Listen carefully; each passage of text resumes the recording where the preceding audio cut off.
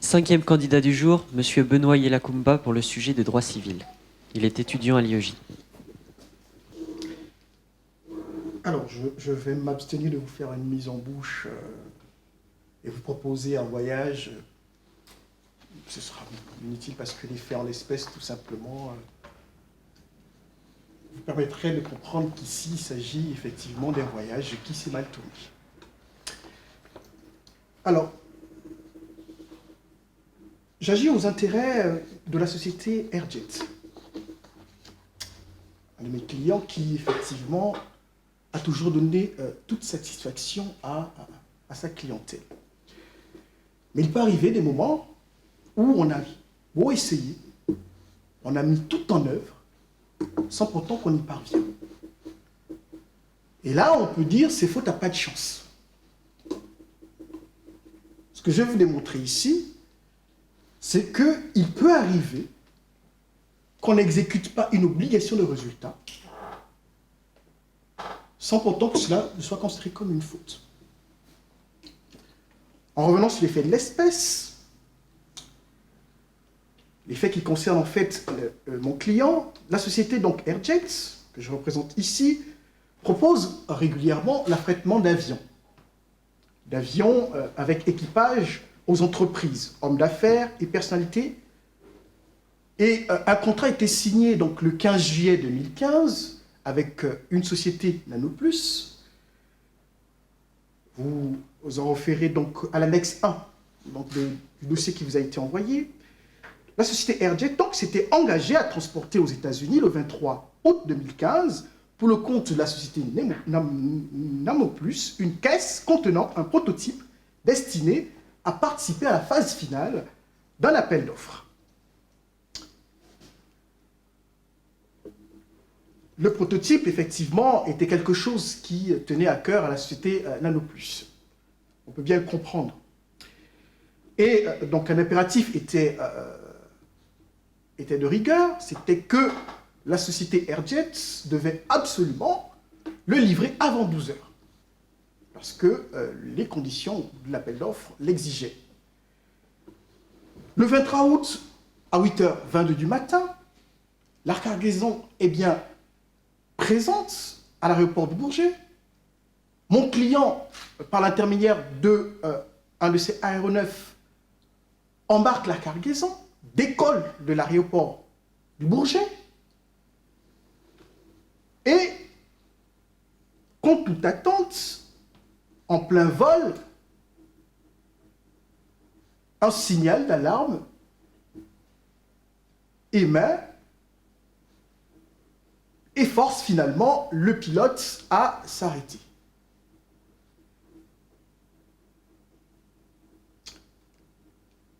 Alors, on constate que la panne est due donc à une erreur de maintenance. Elle fut rapidement réparée. Finalement, le bombardier n'atterrit qu'à 14h20. La cargaison est déposée au hangar 4. La société qui devait recevoir finalement cette cargaison refuse de la recevoir. Nanoplus engage la responsabilité contractuelle de mon client, ce que je viens contester. C'est en l'état, messieurs les membres du jury, que se présente le litige que nous allons discuter ce matin.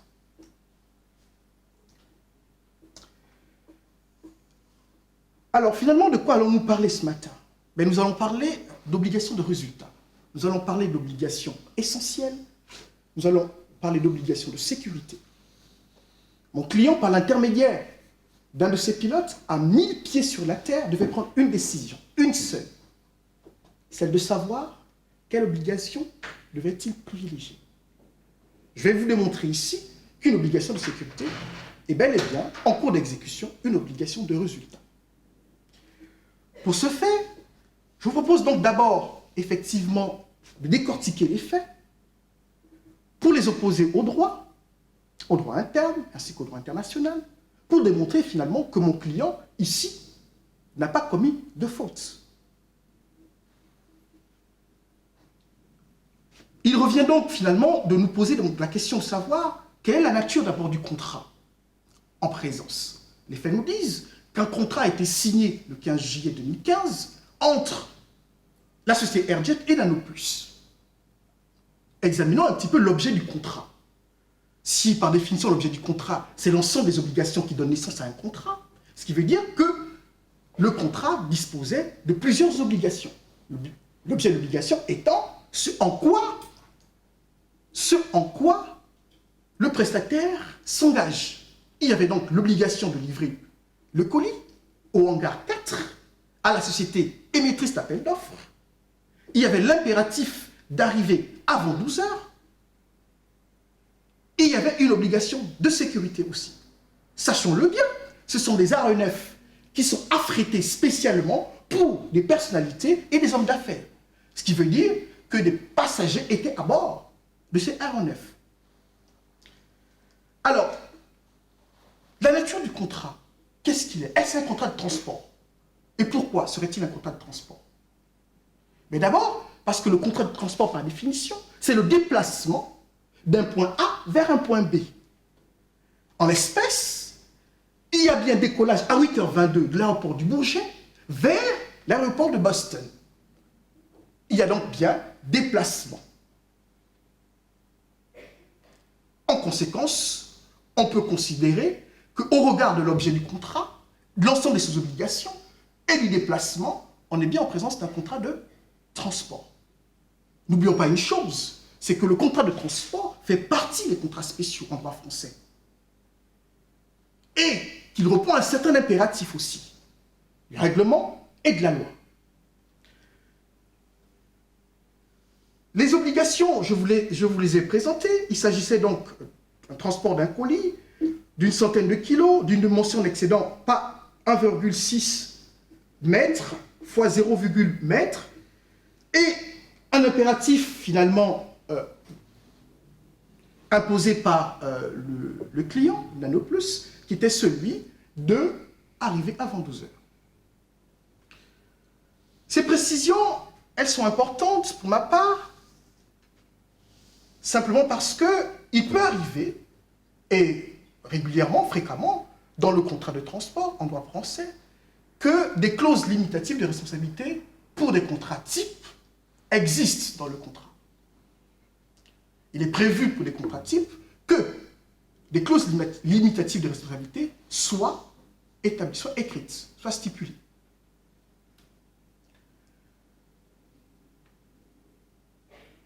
Et la Convention, donc, peut valablement stipuler une clause d'exonération. En l'espèce, c'est ce qui était prévu dans l'affaire qui nous est soumise. Intéressons-nous un petit peu aux effets de cette qualification de contrat de transport. On vient de le qualifier comme étant un contrat de transport, au regard non seulement de l'objet de son contrat, de l'objet du contrat, mais au regard aussi des obligations. Au fond, l'idée, c'est quoi? L'idée, c'est de savoir si quelque chose peut paralyser les effets de l'inexécution contractuelle. On a dit que l'objet du contrat, c'était l'ensemble des obligations qui donnent naissance au contrat. On peut donc considérer que nous sommes bien là en matière d'obligations en concurrence. Et la question qui se pose, c'est de savoir si parmi ces obligations, il y avait une qui prévalait par rapport à l'autre.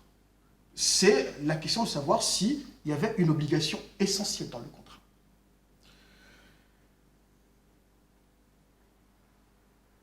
Ben, l'obligation essentielle, c'est quoi? L'obligation essentielle, c'est l'obligation qui centre le contrat. C'est le cœur du contrat. C'est l'obligation la plus importante, sans laquelle l'autre partie n'aurait pas contracté.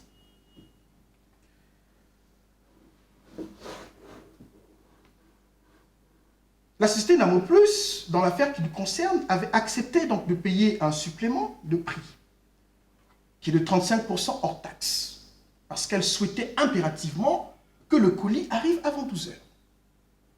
Si elle est allée jusqu'à majorer les frais de transport, c'est qu'elle y tenait, et ça, on ne peut y convenir que de façon objective.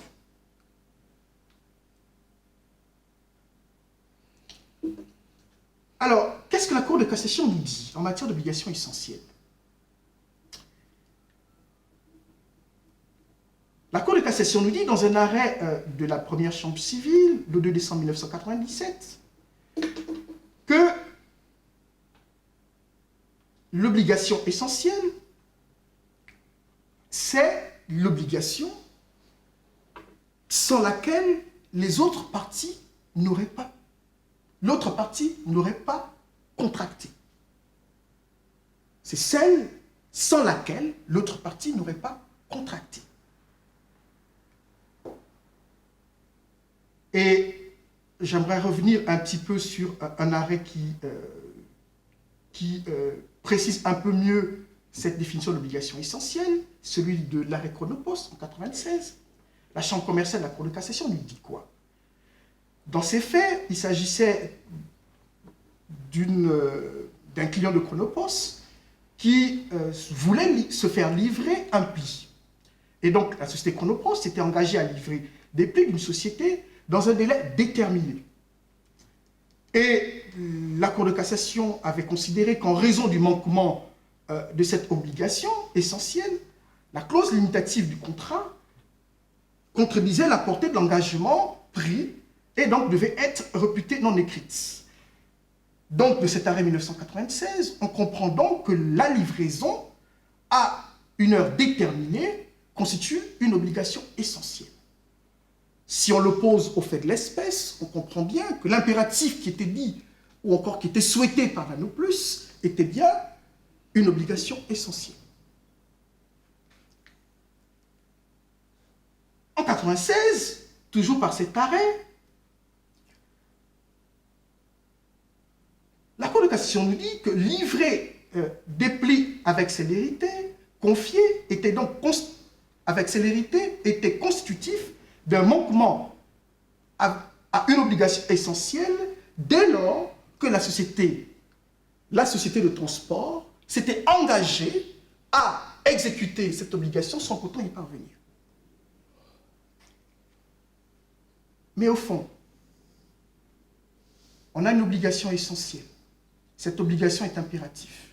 La question qu'il faut se poser aussi est de la nature de cette obligation. Faut-il rappeler ici que le régime juridique des contrats dépend de la nature de l'obligation. Est-ce une obligation de résultat ou une obligation de moyens? Certes, elle est une obligation. Certes, elle est une obligation essentielle, disons-le. Est-ce une obligation de résultat? Effectivement, la Cour de cassation nous répondra oui.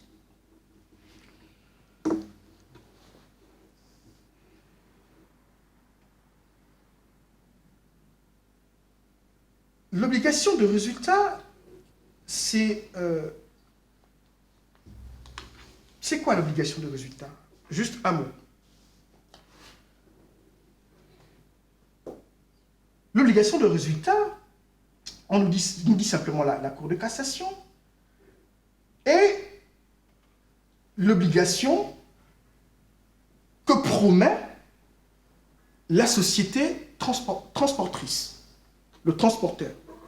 La société ici, Airjet, mon client, s'était engagée, donc elle avait promis, elle s'était engagée à livrer impérativement le colis avant 12 heures.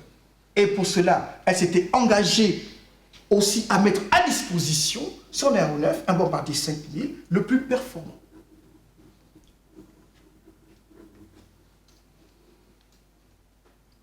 Donc, il existe une obligation de résultat. C'est l'obligation de ponctualité.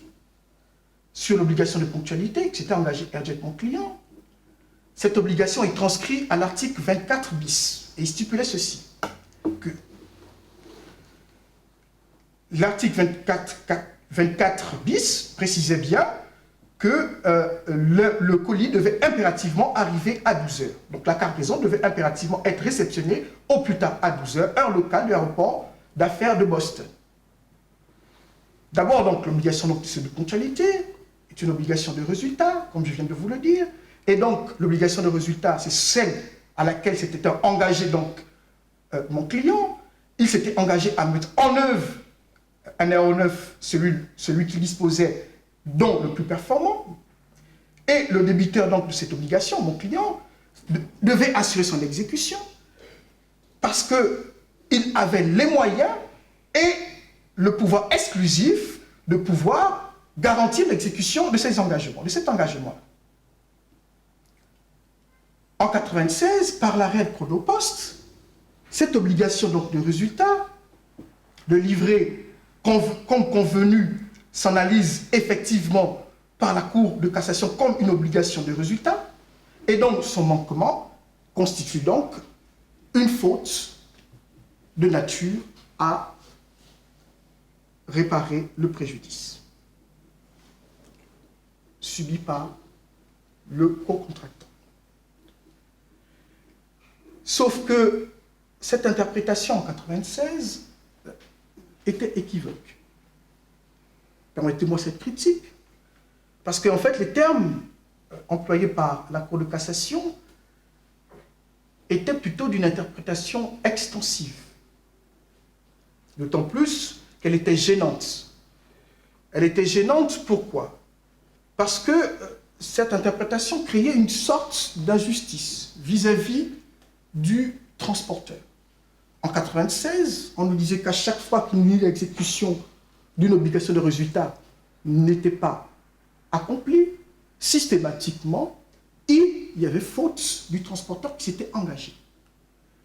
Qu'est-ce qui s'était passé? En fait, elle faisait une interprétation de l'article 1147 du Code civil. Je vais vous le lire. Le débiteur donc est condamné s'il y a lieu au paiement des dommages-intérêts, soit à raison de l'inexécution de l'obligation, soit du retard dans l'exécution toutes les fois qui ne justifie pas par une cause étrangère qui ne peut lui être imputée, encore qu'il n'y ait aucune mauvaise foi de sa part. En ce sens qu'elle présumait, en raison du retard dans l'exécution, que le transporteur avait commis une faute. Ce qui veut dire donc que si nous étions en 1996, mon client, Airjet, serait condamné au dommage-intérêt.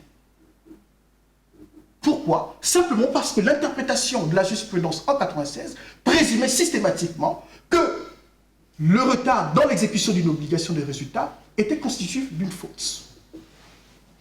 Sauf que les effets du temps ont fini par faire changer d'avis les juges. Les effets du temps ont fini par faire changer d'avis.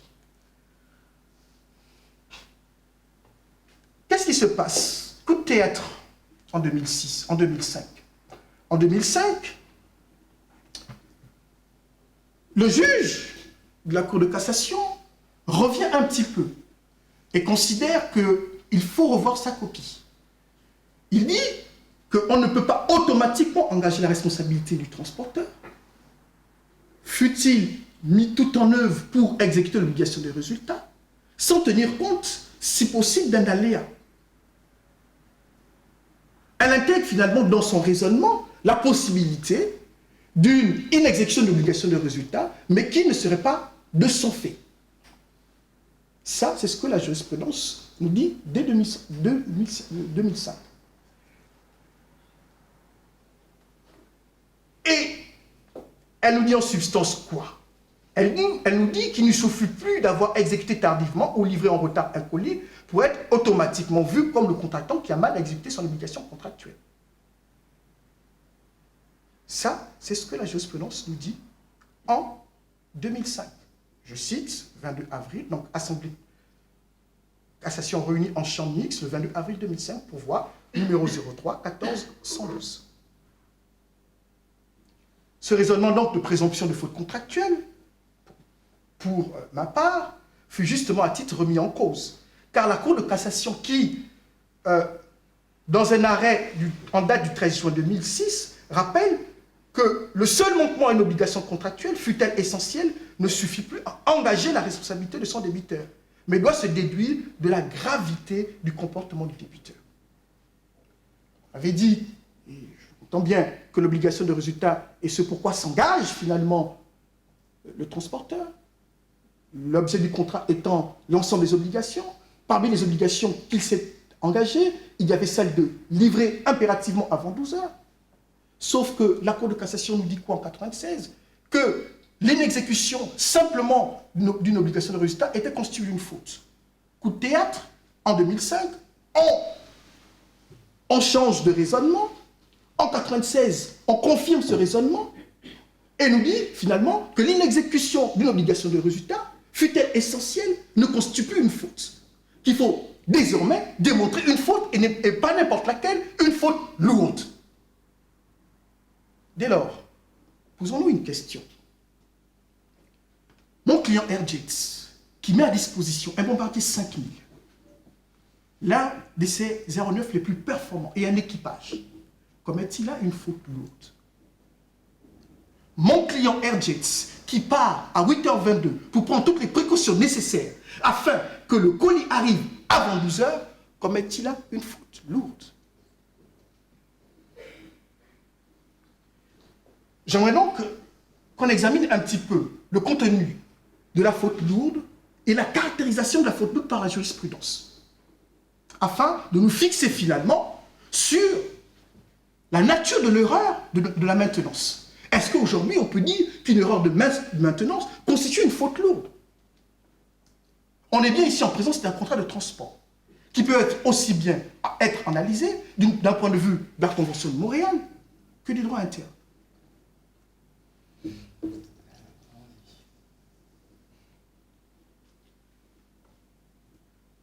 Alors, en 2010, la Cour de cassation vient préciser un fait. Elle nous dit que la faute lourde peut résulter uniquement du seul manquement à une obligation contractuelle. La faute lourde, elle vient préciser que la faute lourde ne peut résulter seulement du manquement à une obligation contractuelle, fût-elle essentielle, mais doit se déduire du comportement du débiteur. La portée, en fait, finalement, de cet arrêt nous fait comprendre quoi? Elle nous fait comprendre que la violation d'une obligation essentielle, fût-elle la condition substantielle, n'implique plus ipso facto une faute. Dès lors, messieurs et madame le jury, les membres du jury, autant pour moi, la messe est dite. La messe est dite. Tout est dit. Le seul retard dans la livraison d'un pli par une société de transport rapide ne suffit pas à lui-même à démontrer une faute lourde commise par le transporteur.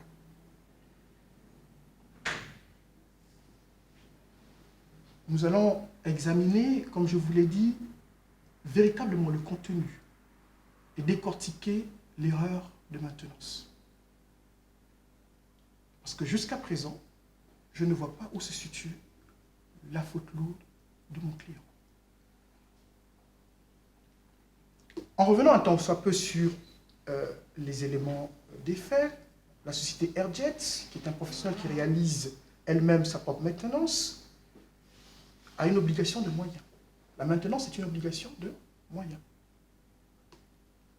L'obligation de moyens est une obligation découlant de l'article 1137 du Code civil.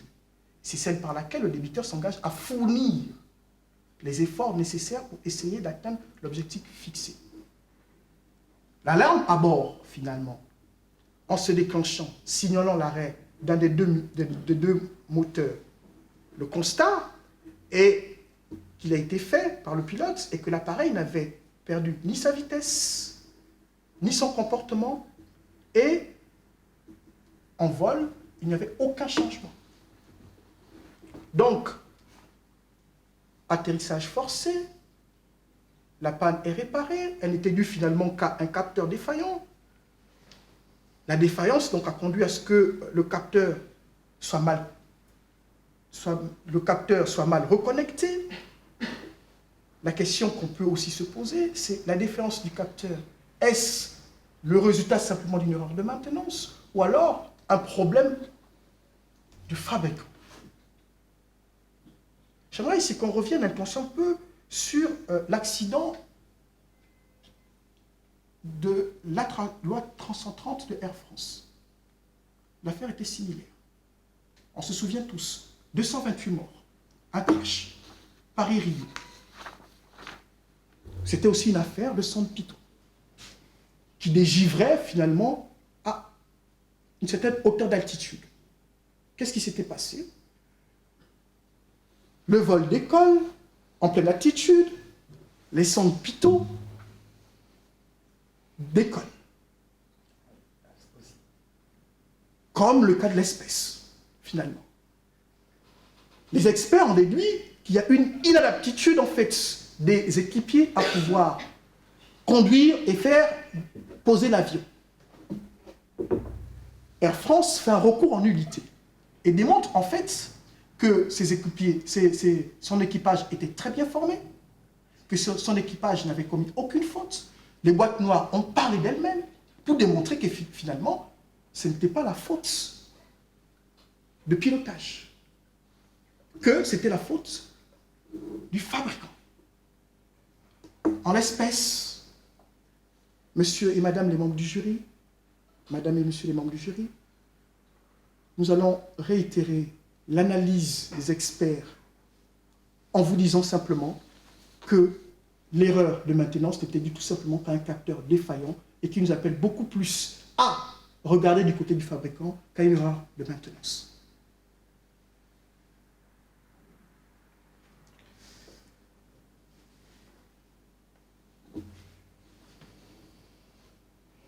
Mais pourquoi nous le disons? Parce que ça fait 15 ans que Airjets est connu et a toujours donné une bonne satisfaction. 15 ans que M. Lamballe est responsable de son entreprise.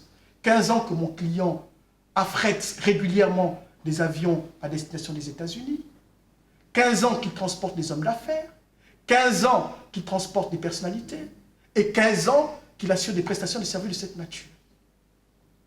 Aucun procès verbal, aucune contestation dans les faits ne nous disent qu'il jouit d'une mauvaise réputation. Bien au contraire. Si le choix de son compte contre-attaque a été porté sur lui, il va sans dire qu'il jouit d'une bonne réputation.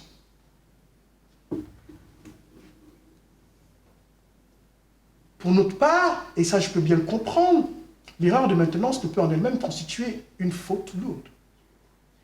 Pourquoi? Parce que la Cour de cassation considère quoi de la faute lourde? Elle dit que la faute lourde, c'est une négligence d'une extrême gravité confinant au dol et dénotant l'inaptitude du débiteur de l'obligation à l'accomplissement de sa mission contractuelle. Ça, c'est la faute lourde. Revenons un petit peu en 97, après l'arrêt Chronopost. Après l'arrêt Chronopost en 96, automatiquement, l'inexécution d'une obligation de résultat était considérée comme une faute du transporteur. En 97, on considère qu'une obligation, fût-elle substantielle, constitue une faute lourde. Coup de théâtre, et ça je viens de vous le démontrer, que le raisonnement finalement de la jurisprudence a évolué. Fort heureusement qu'elle a évolué. Effectivement, l'effet du temps fait changer d'avis au juge. On peut bien comprendre. Entre 1996 et 2006, il y a bien eu de l'eau qui a coulé sous les ponts. Fort heureusement pour nous. Et donc, quand on considère la définition ou encore la caractérisation de la faute de négligence par la jurisprudence, interrogeons-nous si l'erreur de maintenance ou encore la décision du pilote de s'arrêter constitue une faute lourde. On nous dit quoi, la jurisprudence? Qu'est-ce qu'elle nous dit? Elle nous dit que c'est une négligence d'une extrême gravité, confinant au dol, démontrant l'inaptitude à l'accomplissement du transporteur à sa mission. À 8h02, l'aéronef décolle, avec la cargaison à bord. La société Airjet, celle de mon client, met à disposition un Global 5000, le plus performant.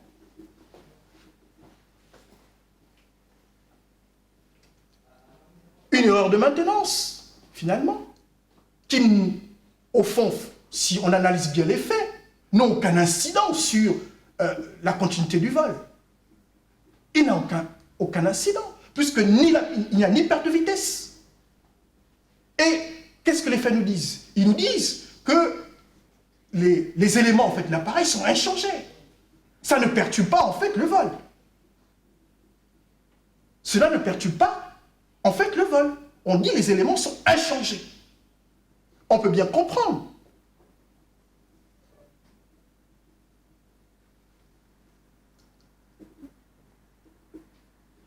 qu'ici, finalement, il n'y a pas de faute de négligence. Il n'y a pas de faute de négligence. Encore moins une faute lourde. Ici, la société Nanoplus ne démontre pas l'inaptitude à pouvoir accomplir sa mission. Il a mis en œuvre tout ce qu'il a pu. Le Bombardier 5000, il a une flotte de 8 appareils. Il l'a mis en œuvre. Que pouvait-il faire de plus? Le capteur défaillant, je vous l'ai dit, il ne faut pas regarder du côté de mon client. Regardons plutôt du côté du fabricant. Alors,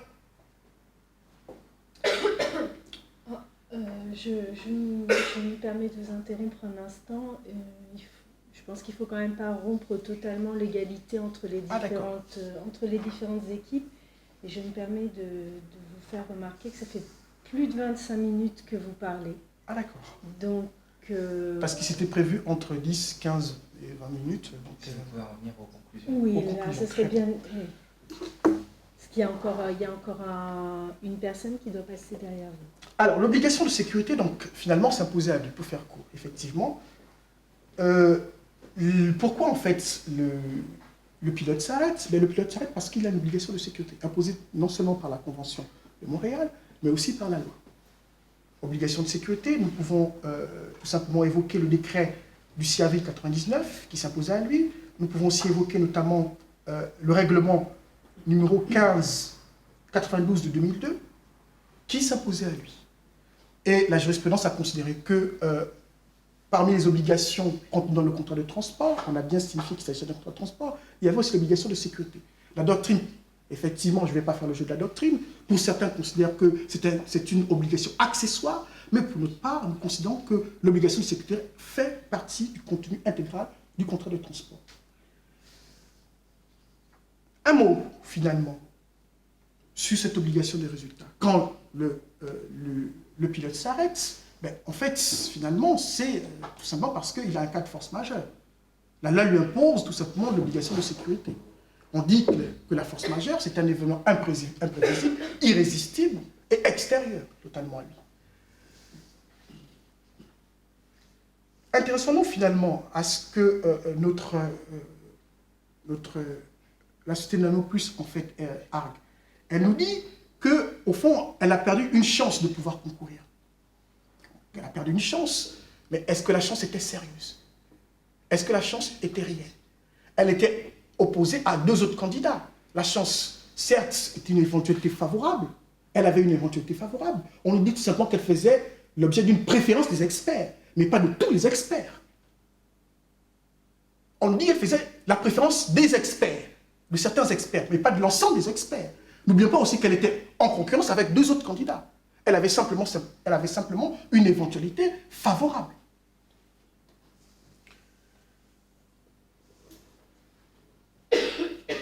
Donc, pour établir la perte d'une chance selon la Cour de cassation, le dommage doit être certain, c'est-à-dire non seulement que la chance perdue ait été sérieuse, mais encore que sa perte soit irrémédiable. Et la première chambre civile, donc la Cour de cassation, dit que seule constitue une perte, une chance réparable, la disparition actuelle est certaine d'une éventualité favorable. Ici, la société Nanoplus ne démontre pas une éventualité déterminante au point qu'elle soit constitutive d'une perte, d'une chance sérieuse. Elle était simplement favorable.